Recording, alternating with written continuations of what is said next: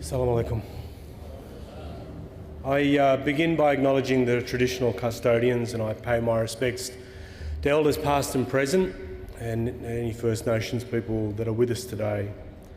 There are a lot of people that are here. I wanted to acknowledge in particular the Grand Mufti, Dr. Ibrahim Muhammad. I also wanted to acknowledge Sheikh Shadi Al-Sulaiman. I wanted to thank them not just for their presence but for their leadership. Because it's leadership we need in times that we're going through right now. And to all my colleagues, elected representatives that are here, there are many that are present. I want to acknowledge them, and to community leaders and the brothers and sisters who are here. We have seen over the last 12 months that the word peace is easy to express and hard to obtain. Very, very hard to obtain. Too many people have lost their lives, particularly innocent people. I've called that out a number of times over the last 12 months. Innocent people killed in Gaza who did not need to pay the price that they did, should not have paid the price that they did, and that ultimately people who are responsible for those war crimes will be held responsible for them, because they should. But there are a lot of things that have to happen between now and then.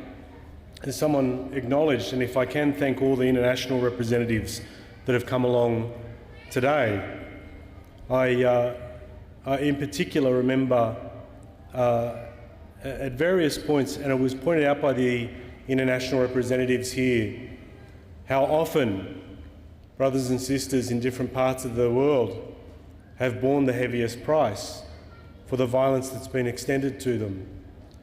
To my brother from New Zealand, I visited Christchurch. I went specifically to those two mosques.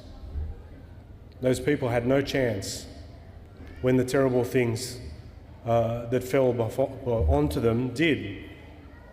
I visited because I wanted to see in particular one person in Christchurch, Farid Ahmed, who was shielded by his wife who died, taking the bullets that could have taken his life as well. And I went in 2019 and I asked to borrow his copy of the Holy Quran. And I used that Holy Quran to be sworn on as a member of the Parliament, to always remember what had happened to our brothers and sisters in that part of the world. And we really did not have a conversation in this country deeply about the fact that one of our own committed that to 51 New Zealanders, 51 Muslims. I felt deeply about that and I spoke up.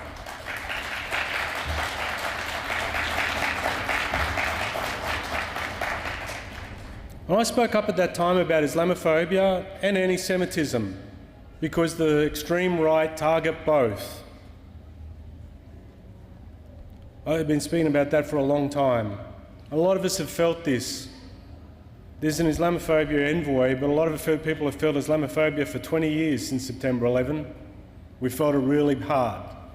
We carried that stone around our shoulders for many, many years. And it's important that people understand, as has been acknowledged here, that so many Muslims have contributed to our community and made it a better place. But at points in time when they hurt and they feel the pain, when they see what they see on their screens, they're right to ask, what do you think about this? And where do you stand on this? And what will you do about this? That's particularly the case in terms of what we're seeing in Gaza. 41,000 have lost their lives.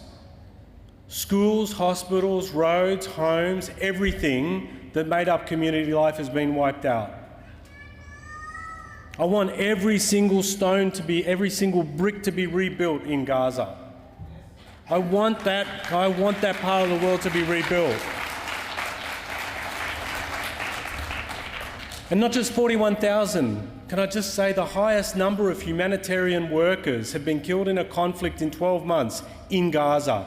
The highest number of journalists in a conflict have been killed in Gaza. So the people that would report what was being seen and the people who would offer help to those who've been affected have been targeted, have been affected themselves. And I have spoken up and I will continue to speak up on behalf of people in that part of the world, as I have elsewhere. We need Albanese to speak. So we need and have been speaking up, and there is always more to do, brother. There is always more to do. So I'm here today to also acknowledge and reinforce what Sheikh Shady said in terms of that we need to see a state of Palestine created.